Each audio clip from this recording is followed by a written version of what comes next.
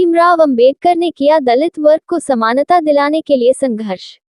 Doctor Bhimrao Ambedkar को जाना जाता है सामाजिक गैरबराबरी के खिलाफ आवाज उठाने वाले योद्धा के तौर पर।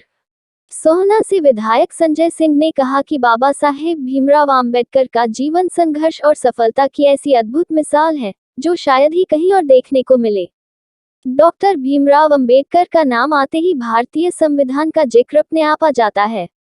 सारी दुनिया आमतौर पर उन्हें या तो भारतीय संविधान के निर्माण में अहम भूमिका के नाते याद करती है या फिर भेदभाव वाली जाति व्यवस्था की प्रखर आलोचना करने और सामाजिक गैरबराबरी के खिलाफ आवाज उठाने वाले योद्धा के तौर पर।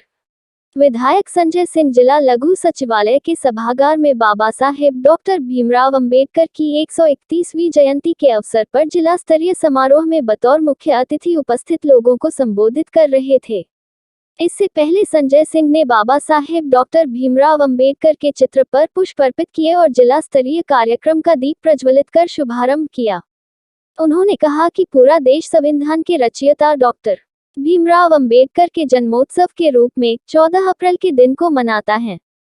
अंबेडकर का जन्म 14 अप्रैल 1891 को महू में सूबेदार रामजी शिकपाल एवं भीमाबाई की 14वीं संतान के रूप में हुआ था।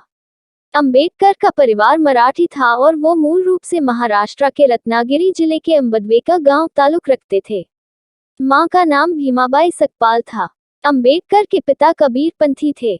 महार जाति के होने की वजह से अंबेडकर के साथ बचपन से ही भेदभाव शुरू हो गया था। उनकी आर्थिक हालत बहुत अच्छी नहीं थी, लेकिन शिक्षा के प्रति उनका अटूट प्रेम था, इसलिए वे बालक भीम को अच्छी शिक्षा देने के लिए मन में दृढ़ संकल्पित थे। भीमराव अंबेडकर ने प्रारंभिक शिक्षा लेने में भी कठिनाई का सामना करना पड़ा, लेकिन इन सब के बावजूद भी अंबेडकर ने न केवल उच्च शिक्षा हासिल की बल्कि स्वतंत्र भारत के पहले कानून मंत्री बने। उन्होंने अपना पूरा जीवन देश के नाम अर्पित कर दिया था। डॉक्टर भीमराव अंबेडकर समाज में दलित वर्ग को समानता मैं सबसे पहले बाबा भीमराव अंबेडकर जी की जयंती के शुभ अवसर पर आप सभी क्षेत्रवासियों को, प्रदेशवासियों को बधाई देता हूँ। और पूरे प्रदेश में नहीं, पूरे देश में बड़ी धूमधाम के साथ बाबा साहब की जयंती जो मनाई जा रही है।